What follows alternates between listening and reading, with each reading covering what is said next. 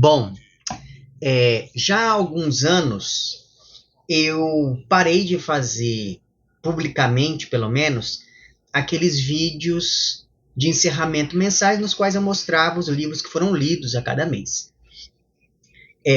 Agora, para você ter acesso a esse tipo de conteúdo, você deve ser um apoiador ou uma apoiadora do canal, porque uma das categorias de apoio dá direito justamente a assistir esses vídeos de encerramento mensal.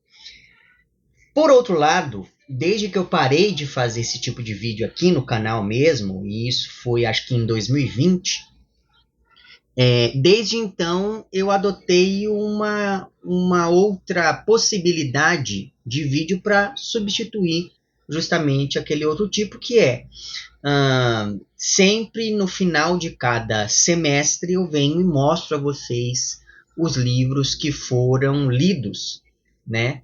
Então agora nós estamos no comecinho de julho, e aí eu vou mostrar para vocês os livros que eu li de janeiro até junho. E aí, talvez, ou em dezembro, no finalzinho de dezembro, ou no começo de janeiro, eu mostro a vocês, eu faço um outro vídeo mostrando a vocês os livros que foram lidos ao longo do segundo semestre.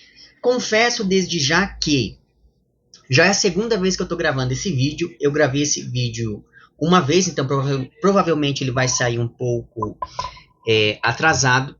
E aí o que aconteceu foi o seguinte: eu gravei todo empolgado, mostrei os livros, falei bastante, e aí depois guardei os livros no lugar, enfim, que deu um trabalho enorme.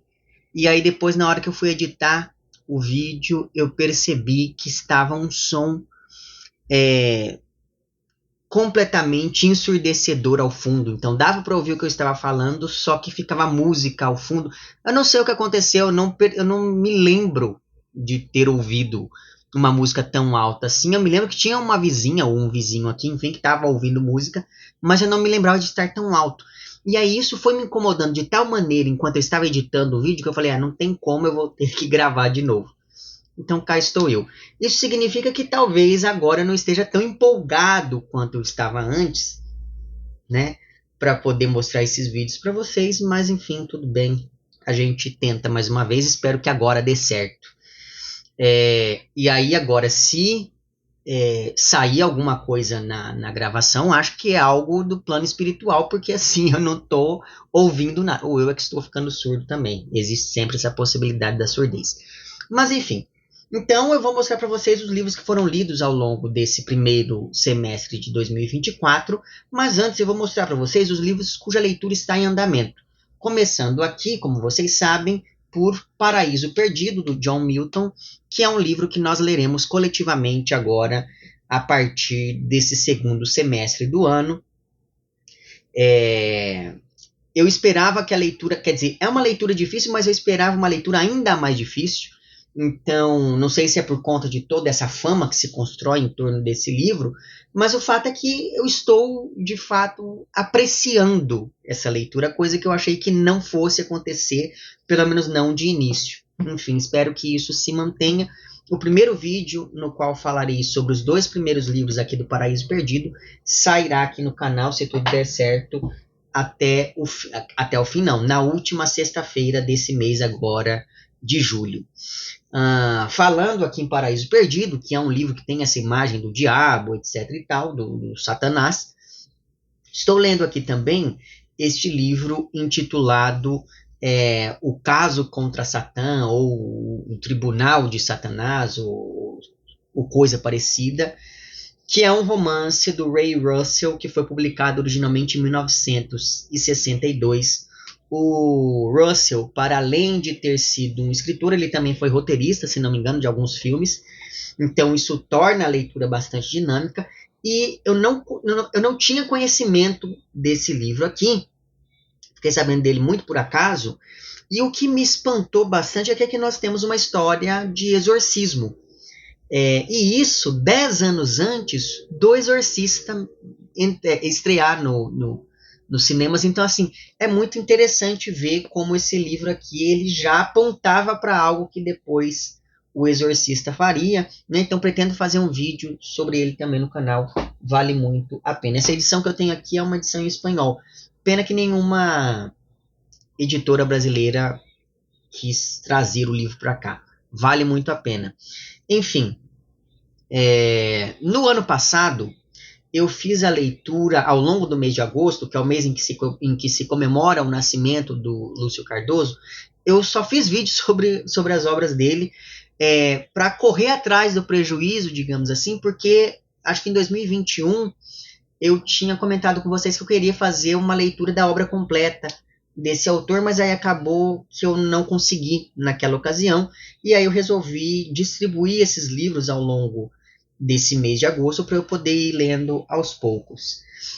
Esse ano, eu gostei tanto dessa experiência no ano passado, imersiva, né, na obra cardosiana, que eu resolvi fazer a mesma coisa esse ano, e aí eu estou já lendo aqui os 3 Histórias de Província, que é um livro que reúne 3 novelas do Lúcio Cardoso. São elas Mãos Vazias, O Desconhecido e A Professora Hilda. Enfim. Que mais? Como eu disse, né, existe a possibilidade de você apoiar o canal. E aí uma categoria de apoio dá direito a reuniões mensais nas quais nós falamos sobre algum livro que lemos coletivamente. Agora em julho a reunião vai ser sobre um livro de contos do Samuel Havé, chamado Diálogo. Esse livro ele foi publicado originalmente em 1963, e eu tenho ele aqui nessa edição dos contos e novelas reunidos deste autor. É um autor bem complicado de ser lido, mas enfim, estou aqui fazendo essa leitura. Esses então foram os livros lidos ao longo deste... Quer dizer, esses são os livros cuja leitura está em andamento agora, nesse comecinho de julho. E aí agora eu vou passar de fato aos livros que foram lidos mesmo ao longo desse primeiro semestre. Eu vou começar pelos livros que eu li e que fazem ou que fizeram parte da meta literária agora de 2024.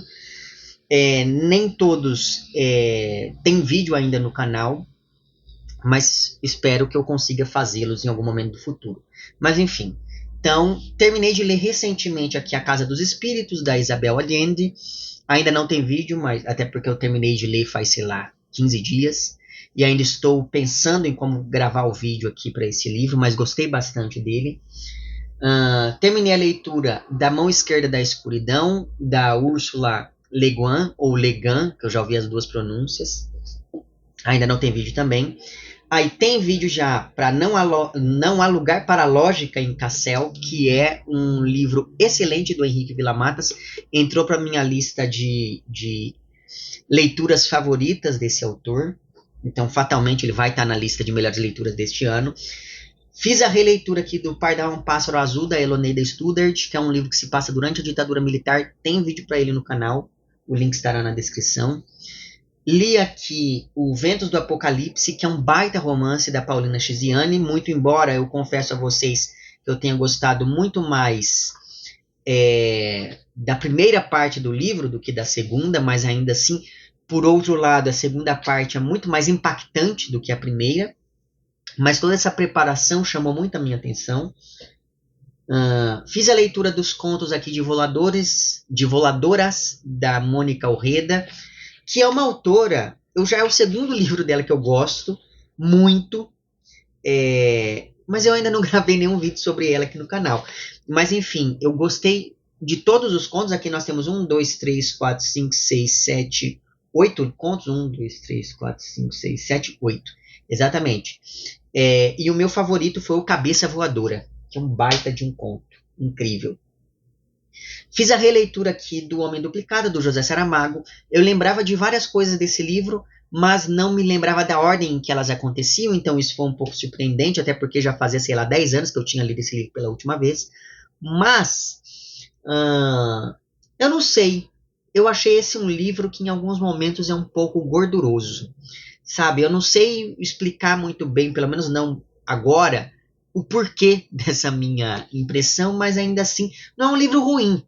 Mas é um livro que, por exemplo, ele tem 316 páginas, e eu acho que se ele tivesse 280 já estaria. Ele passaria a mesma coisa de maneira muito mais eficaz. É a impressão que eu tive quanto a ele. Fiz a leitura também aqui do Hotel Atlântico, do João Gilberto Nou. Esse livro me pegou muito desprevenido, porque eu fui a ele pensando que seria assim. Eu fui descompromissadamente até esse livro. Ele é um livro curto, ele tem 106 páginas. E aí, assim, quando eu vi, eu comecei a ler, falei, vou ler um capítulo aqui, depois eu faço outra coisa. E quando eu vi, eu já estava terminando o livro, porque eu não consegui parar de ler em momento algum. É um livro impressionante. O narrador desse livro, ele vai se metendo em enrascada seguida de enrascada, em todas elas sempre existe algo ligado ao campo semântico da morte, o perseguindo, então é um negócio muito interessante. E pensando ainda nesses livros da Meta, fiz a leitura aqui também de Amberes, que é um livro experimental do Roberto Bolanho, para o qual já tem vídeo no canal. Quanto aos livros daquele grupo daquele grupo de leitura que eu comentei com vocês, que eu faço com apoiadoras e apoiadores daqui, para além do livro do Samuel Ravet, lemos também Canto Eu e a Montanha Dança, da Irene Solar, que é um livro que entrou para minha lista de favoritos deste ano. Ainda não tem vídeo para ele, mas haverá em algum momento do futuro. Fizemos a leitura aqui também de A Febre, do Marcelo Ferroni, que é um livro do qual eu gostei, mas eu não sei se é porque eu estava esperando muito mais dele, que ele acabou me decepcionando um pouco. Aqui nós temos a história de dois irmãos que tem que passar uma noite no apartamento do pai, que já é um senhor meio senil, e aí é um livro em que você não sabe se aquilo que está acontecendo é da ordem do natural, ou seja, esse senhor, por conta dessa senilidade, ele está tendo delírios, etc., ou se está acontecendo de fato algo sobrenatural aqui. Enfim, é um livro muito interessante, ele se passa durante a pandemia da Covid, enfim. Fiz a leitura também dessa coisa impressionante chamada Sob o Sol de Satã, do Georges Bernanos, que, enfim, é um livro que, principalmente a primeira parte, é impressionante, assim, a personagem que esse autor cria nessa primeira parte do romance. E aí é muito engraçado, porque o livro ele nos dá uma rasteira. Porque começa com essa personagem, e aí você pensa que o livro vai acompanhá-la de alguma maneira. Mas não, ela desaparece quando troca para a segunda parte do livro. E aí você fica, meu Deus do céu, o que vai acontecer? O que tem a ver uma coisa com a outra, mas tudo se encaixa em algum momento. Não poderei dizer mais nada.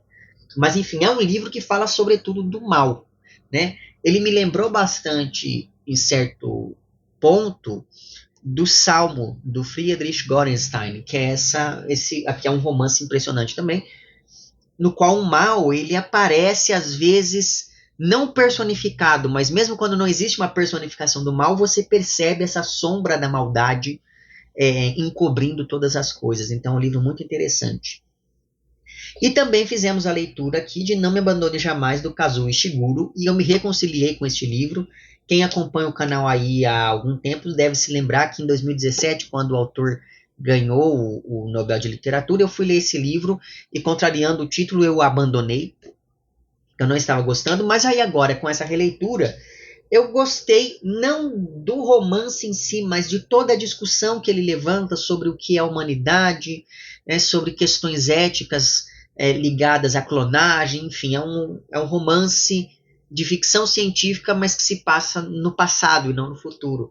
Eu achei muito interessante essa proposta, ainda que, como eu disse, eu não tenha gostado tanto da narrativa, eu gostei de todas essas discussões que giram em volta dela, né?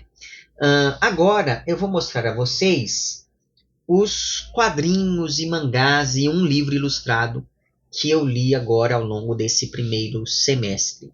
O livro ilustrado é esse Angústia, que é um livro de contos. Aqui nós temos 9 contos do Hirokatsu Kihara, ilustrados pelo Junji Ito, que assina também um mangá que nós temos no fim deste volume. Então, veja, é um livro de contos mesmo, é um livro ilustrado, né? Só que, por outro lado, e tem várias ilustrações, né? Só que só no final é que nós temos aqui mesmo um mangá do Junji Ito.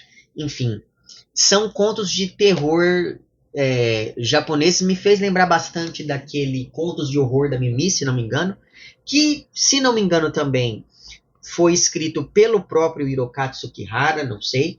Falando em Junji Ito, também fiz a leitura aqui de Remina, que é um mangá meio polêmico do Junji Ito. Polêmico não por conta da temática, mas porque eu vi que na mesma medida em que várias pessoas o veneram, outras pessoas o odeiam, né? Eu fico mais próximo desse primeiro grupo, eu gostei bastante aqui, muito embora reconheça que este mangá ele tem falhas assim muito graves, né? Mas enfim, gostei dele mesmo assim.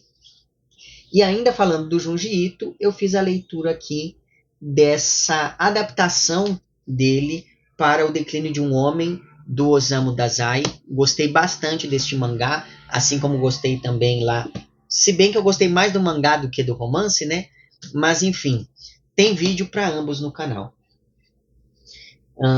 Fiz a leitura também aqui dessa coisa maravilhosa do Nazário, acho que é assim que se pronuncia, chamada Narcoma, que é um quadrinho erótico, e ele entrou para a lista de melhores leituras deste ano.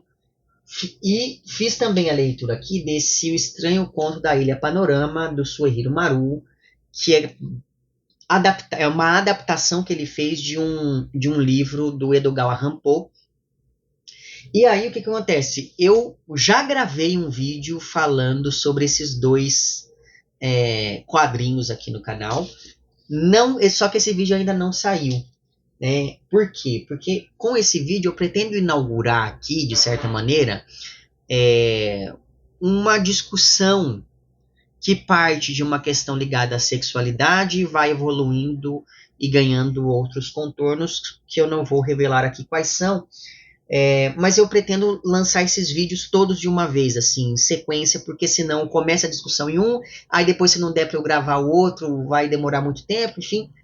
Só que aí isso acaba amarrando um pouco, né? Então eu espero que eu consiga viver o suficiente para fazer toda essa discussão, porque senão esse vídeo que já está gravado, ele vai vir a público apenas póstumamente, né? No box, com conteúdos extras aqui do canal, e tem bastante coisa. Por exemplo, nesse box haverá 8 versões de um vídeo que eu fiz sobre o Grande Sertão Veredas. E que é um conteúdo que nunca veio ao ar, mas que está guardado. Bom, então, li isso daqui. Fiz a leitura também aqui dessa HQ muito interessante, chamada Pigmento, da Aline Zolve. Ainda não tem vídeo para ela no canal, mas eu pretendo fazer, porque é uma HQ que chamou bastante a minha atenção. Fiz a leitura também aqui por indicação de um aluno, desse O Homem Sem Talento, do Yoshiharu Tsuge, ou algo que o vale, enfim. É um mangá bem, assim, dolorido, sabe? Muito... Eu me senti, assim, um pouco desconfortável em alguns momentos da leitura, mas é um mangá muito interessante. Fiz a leitura também aqui deste Bruxas Minhas Irmãs, da Chantal Montelier, que é um quadrinho interessante. A autora ela recupera vários personagens, ela cria várias personagens que de alguma maneira foram acusadas de bruxaria e tal. O estilo da autora é um estilo bem diferente, eu tenho que tomar cuidado com o que eu vou mostrar aqui para vocês. Enfim, parece, não sei como é o nome desse estilo aqui, parece uma colagem em alguns momentos. Olha só.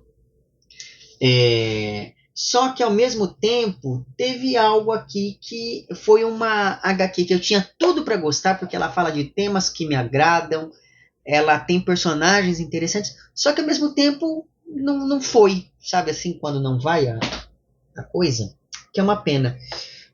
Li também essa coisa maravilhosa chamada Pagar a Terra, do Joe Sacco, que é o mesmo autor lá do Palestina e do Nota sobre Gaza. Gostei bastante dessa HQ, pretendo fazer vídeo para ela também, não sei quando. E fiz a leitura desse livro que reúne alguns contos do Guido Crepá, ou Crepax, que eu já ouvi as duas pronúncias. Enfim, eu adoro o Guido Crepax. Ele foi um dos autores assim que eu mais li durante um período da minha adolescência barra pré-adolescência. Só que eu acho, não sei, eu tenho essa impressão, que essa coleção aqui não vai, porque a proposta aqui, pelo que eu entendi, é que se publique a obra completa do autor, né, aqui no Brasil. Não sei se isso vai ir muito para frente, porque, enfim, o valor, o preço, né, desse material aqui ficou meio inacessível. Eu não sei se é um projeto que vai se pagar, espero estar errado, né, mas algo me diz que a própria editora já conta com isso, porque apesar de nós termos aqui o Coleção Crepax, não tem assim volume 1 e tal, exatamente para que não exista essa sequencialidade, digamos assim. Mas espero estar equivocado. Bom, para além disso, também fiz a leitura aqui de alguns livros interessantes. São eles, esse 50 maiores shows da história da música brasileira, que é um livro escrito em parceria entre o Tito Guedes e o Luiz Felipe Carneiro, que tem um canal sobre música aqui no YouTube, o Alta Fidelidade, e que é também o autor de um livro chamado 50 maiores shows da história da música, né, que são shows internacionais. Esse daqui é, digamos assim, um volume 2. Gostei bastante. Li também A Filosofia da Música Moderna, do Bob Dylan, que é um livro que ele lançou, acho que o ano passado. É um livro lindíssimo, cheio de fotografias e tal. E aí aqui o Dylan, ele escolhe algumas músicas e fala sobre essas músicas, só que aí ele usa esses comentários sobre a música como subterfúgio para falar de várias outras coisas. Então é um livro assim, muito interessante, é curioso observar essa linha de raciocínio do Dylan, que é quase por associação de imagens. Então ele está falando de uma coisa, de repente ele para, fala de outra, depois ele volta. Então assim, é um livro muito, uma escrita muito inteligente, né? Enfim, e aquele tipo de livro que você lê ouvindo música, tal qual do Luiz Felipe Carneiro ali. Li também alguns livros que são mais teóricos, né? Ou propositivos, como é o caso desse Manifesto Ciborgue, Ciência, Tecnologia e Feminismo Socialista no final do século XX, que é um livro da Donna Haraway. Eu adoro essa edição que eu tenho aqui, porque ela é como se fosse assim um zine, né? E ela saiu pela editora Monstro dos Mares. Eu adoro essa capa, enfim. É um livro do qual gosto bastante, já tinha lido antes. Fiz a releitura desse 6 Propostas para o Próximo Milênio, do Ítalo Calvino, que eu tinha lido na época da faculdade. Assim como também fiz a releitura desse Otelo Brasileiro de Machado de Assis, da Ellen Caldwell, que é o livro que popularizou aquela ideia de que é preciso desconfiar do narrador machadiano lá em Dom Casmurro. Mas não foi a Ellen Caldwell não foi a primeira autora que levantou essa lebre, tá? Se você pega na imprensa brasileira, desde o começo do século XX, alguns autores já estavam trabalhando com essa possibilidade de que talvez o Bentinho não fosse um narrador tão confiável assim, né? Porque afinal de contas, o narrador em primeira pessoa, ele tem uma limitação modal que o impede de saber de tudo, e por isso a visão dele é apenas parcial sobre determinadas situações. Logo, ele só tem uma versão dos fatos. O ineditismo dessa proposta da Ellen Caldwell é aliar essa leitura estrutural do romance, né, pensando na categoria do narrador, a uma proposta de leitura intertextual, porque a autora, como o título do livro sugere, ela diz que o Machado de Assis ele se apropria de algumas temáticas lá do Otelo, do Shakespeare, e as coloca no Dom Casmurro. E é por isso que ela fala, olha, não dá pra gente confiar 100% em um personagem que chega ao fim de Otelo e acredita de fato que Desdémona tenha traído o protagonista, quando na verdade o protagonista foi envenenado por Iago, né? Então assim, ela mostra uma série de pontos de contato entre esses dois livros, e é por isso que ela chega à conclusão de que não se pode confiar muito naquele narrador. Enfim, na verdade, essa é uma discussão que renderia todo um vídeo diferente, né? Me digam aí se vocês querem que eu faça um vídeo falando só sobre essa questão do Dom Casmurro. E aí eu posso trazer esses outros autores esses outros críticos, né, que já desconfiavam desse narrador. Fiz a leitura aqui também desse Geontologias, um Requiem para o Liberalismo Tardio, da Elizabeth Povinelli. Esse é um livro impressionante nas propostas que ele carrega, mas é um livro muito difícil. Aqui, a autora, ela fala de antropologia, mas ela também fala de filosofia, ela fala um pouco de química, enfim. A proposta da autora aqui é a seguinte: a nossa visão, a nossa concepção do que é um ser vivo afeta diretamente o modo como nós lidamos com o planeta, porque a partir do momento em que a gente não considera uma rocha como um ser vivo, isso nos garante a possibilidade de explorar minérios, por exemplo, sem com isso entrar em um caráter mais ético. O problema é que, segundo a autora, existem alguns grupos que estão fora da Europa, por exemplo, grupos de aborígenes da Austrália, que ela cita aqui bastante, que olham para uma rocha e falam, não, essa rocha ela é um ser vivo. Que olham para uma nuvem e falam, aquela nuvem é um ser vivo. Que olha para, sei lá, um recife de coral e diz, olha, isso aí é um ser vivo também. Né? Então, assim, como você, a partir do momento que você expande o seu olhar para além desse ciclo do carbono, como ela diz aqui, você começa a ver que a noção do que é vivo ou não pode se ampliar muito. Né? Então, é uma discussão muito interessante. Fica aqui a recomendação. Vai sair agora na Ubu também um outro livro da autora. Estou muito curioso para ler. Não lembro o nome, mas enfim.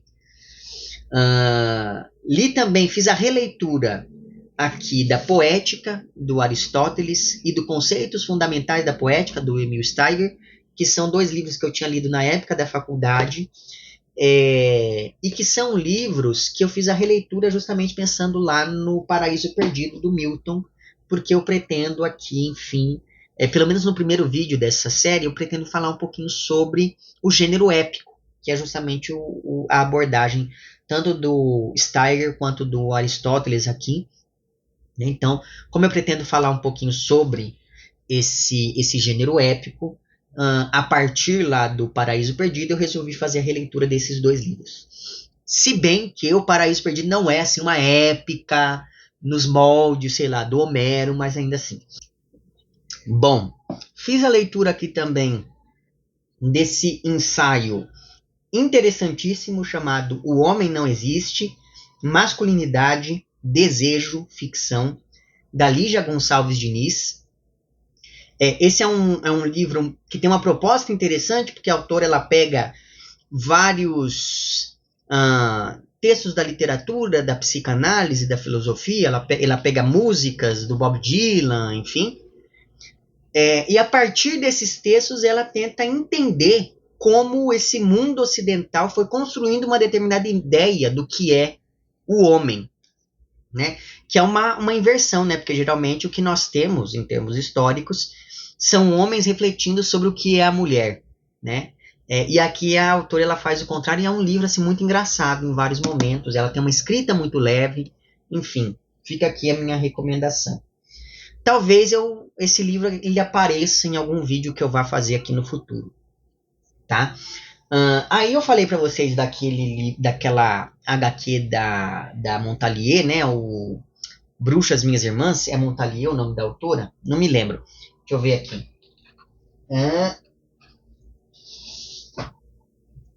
Exatamente, esse daqui, ó, da Chantal Montalier, eu falei dele, e aí, no início de cada capítulo dessa HQ, a autora ela coloca como epígrafe trechos de um livro do Jules Michelet, chamado A Feiticeira. E aí, quando eu estava lendo a HQ, eu falei, nossa, mas eu me lembro de ter lido isso em algum lugar. E aí, eis que eu me lembrei que eu tenho o livro aqui, então fiz a releitura junto aqui com a HQ.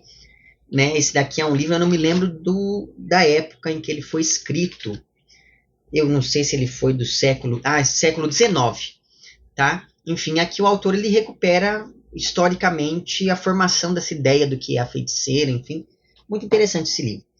E aí, vocês sabem que em uma das escolas que eu dou aula, existe uma proposta de fazer como se fosse grupos de estudo com alguns alunos.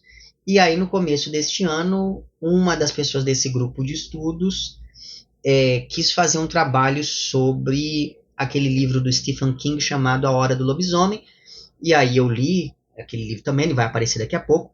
Mas eu também me lembrei de que essa figura do lobisomem ela foi se modificando historicamente.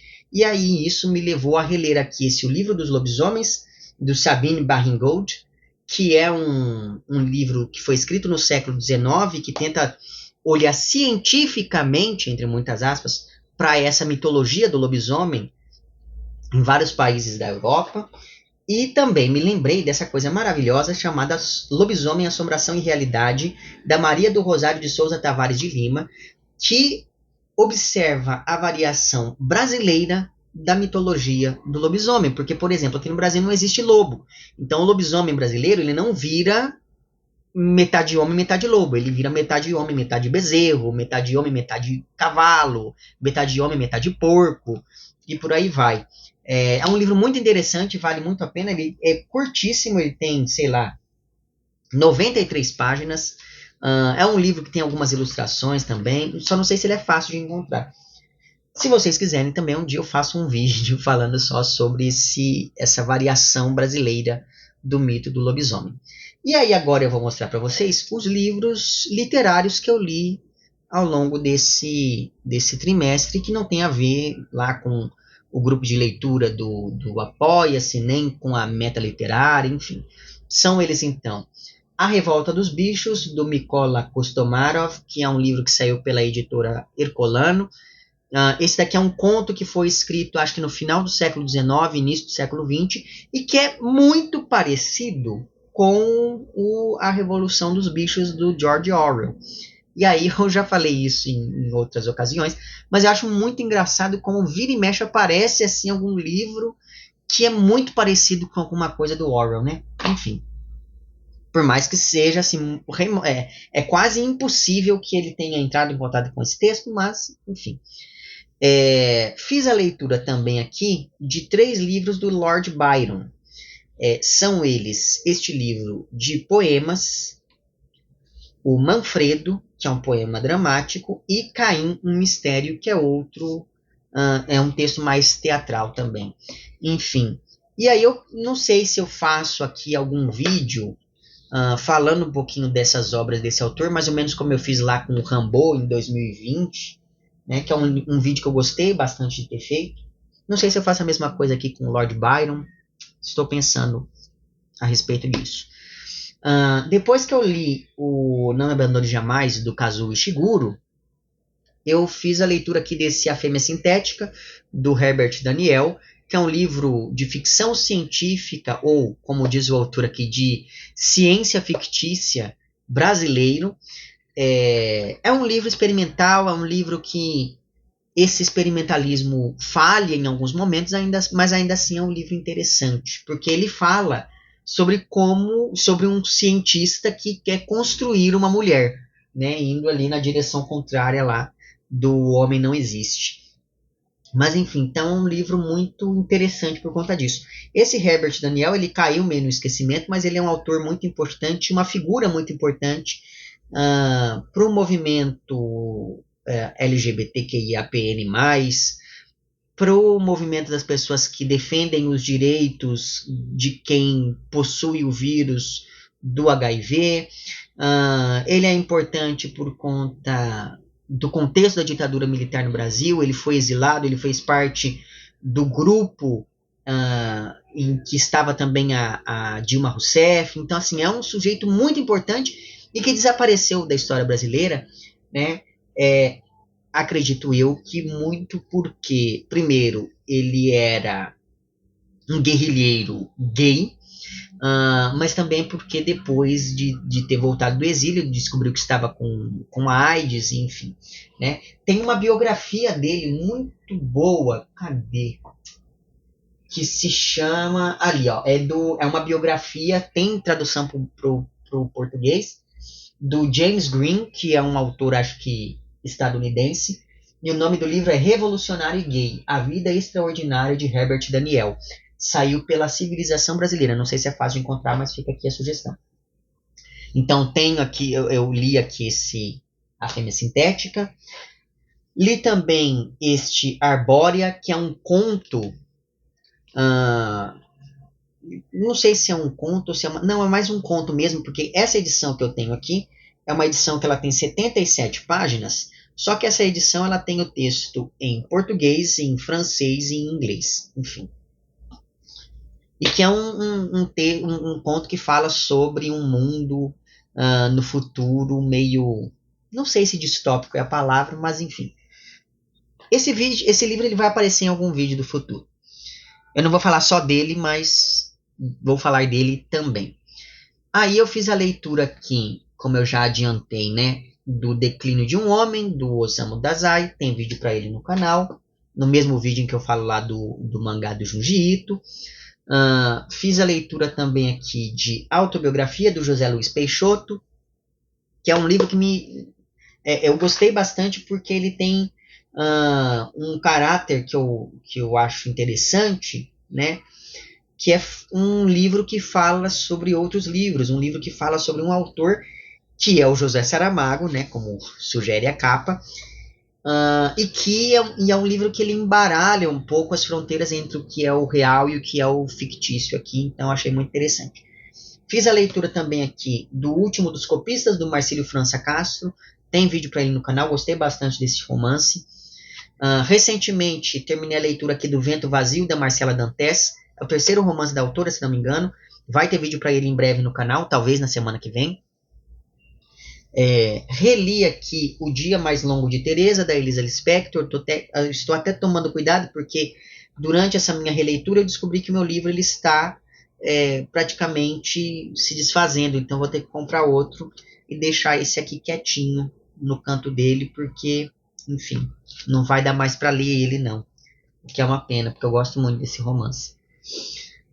Aí, para aquele mesmo grupo de estudos da escola, que eu falei da história lá do lobisomem e tal, para quem não sabe, eu moro em Campinas, e aí, junto com as alunas e alunos, eu quis mapear um pouco os pontos assombrados aqui da nossa cidade, e aí eu aproveitei para mostrar para eles e ler com eles esse Assombrações de Campinas, que é um livro de contos feito a partir de uma pesquisa que foi feita pelo Tiago de Souza e por Silo Sotil, enfim.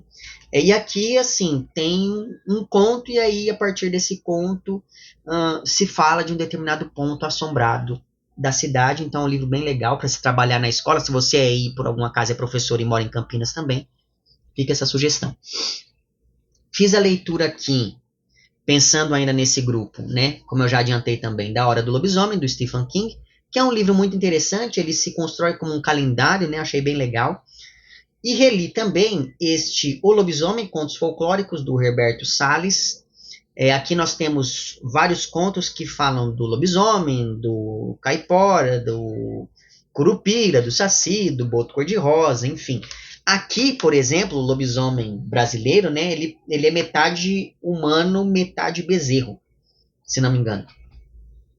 E aí eu fiz a releitura dessa história em quadrinhos chamada Entrevista com o Lobisomem. Na minha memória, que é o número 1 de uma coleção chamada Assombração, eu tinha todas as revistinhas dessa coleção, só que aí, com o tempo, elas foram se perdendo, eu não tenho mais todas. Se você tiver alguma, entre em contato comigo, porque eu quero refazer essa minha coleção. Na minha memória, como eu ia dizendo, isso daqui era uma história assim para criança, né? Mas não, tem uns negócios aqui que são quase que beiram o pornográfico para os dias de hoje, claro, né? Enfim, então eu acabei lendo sozinho e abortei a missão de passar isso aqui em sala, mas é um texto muito interessante. Não chega a ser pornográfico, não. Mas é porque, assim, de vez em quando tem um peitinho aqui e ali, Tem um conto, é um livro de contos com a temática do lobisomem, né? Tem um conto aqui que acompanha duas garotas de programa. Então eu falei, vai dar muito problema, então deixa pra lá. Passei só lá o conto do Herberto Salles mesmo e o A Hora do Lobisomem. Que mais? Aí, fiz a leitura aqui deste Estrela da Manhã, do Karl Ove Knausgaard. Não sei se é porque eu não estava assim muito empolgado para ler esse autor, porque eu sempre desconfio de autores que surgem como um fenômeno, que foi o que aconteceu com ele durante aquela série Minha Luta, né? Mas o fato é que eu gostei muito desse Estrela da Manhã. Tem vídeo, o vídeo ficou com mais de 1 hora aqui no canal, o link vai estar na descrição. E tem um vídeo também sobre esses 2 livros do Jon Fosse, ou Jon Fosse, não sei, que são o Eales e o Trilogia. Se eu fosse indicar, eu indicaria que você começasse aqui por Trilogia e depois fosse para este outro, porque eu li primeiro esse, não gostei tanto assim, mas aí depois de ter lido esse, eu gostei tanto que eu falei, não, vou voltar lá, e aí eu gostei um pouco mais desse Eales, então fica aqui a sugestão. Tem vídeo para esses 2 livros também no canal. Fiz a leitura de 3 livros muito interessantes. São eles Coelho Maldito, da Bora Chung, que tem vídeo no canal já. Cupim, da Laila Martinez, que também tem vídeo e que certamente vai constar na lista de melhores leituras deste ano. E Bruxas, da Brenda Lozano, para o qual saiu um vídeo recentemente e que é uma leitura da qual gostei bastante também. Aí eu li esses 3 livros da Irka Barrios, são eles Júpiter, Marte e Saturno, que é um livro de contos, Lauren, que é o primeiro romance da autora, é um romance infanto-juvenil, ou só juvenil, não sei, e também esse Vespeiro, que é um outro livro de contos da autora que foi publicado recentemente, acho que há 1 ou 2 anos, não me lembro. E por último, mas não menos importante, eu fiz a leitura desse House of Leaves, do Mark Z. Danielewski, ou algo que o valha. Esse livro aqui estava parado aqui em casa, já fazia acho que uns 3 anos. Acho que que eu o recebi na época da pandemia. E aí, no comecinho desse ano, eu conversei com um colega meu, ele tinha o livro parado lá também, a gente falou assim, não, vamos ler junto. Eu esperei esse tempo todo para fazer essa leitura, porque eu estava esperando que o livro saísse em uma edição em português. Né? Porque é um livro assim, ele assusta um pouco, porque ele tem uma diagramação diferente, é um livro todo diferentão. Eu falei, nossa, esse livro vai dar muito trabalho. E aí eu fiquei esperando o livro não sair, eu falei assim, tá, vamos ler conjuntamente, porque aí um dá força ao outro. Né? E aí quando eu já estava terminando de ler o livro, eu fiquei sabendo que a Dark Side lançou uma edição em português, que eu não vou ler. Eu não vou ler esse livro todo de novo. Por quê?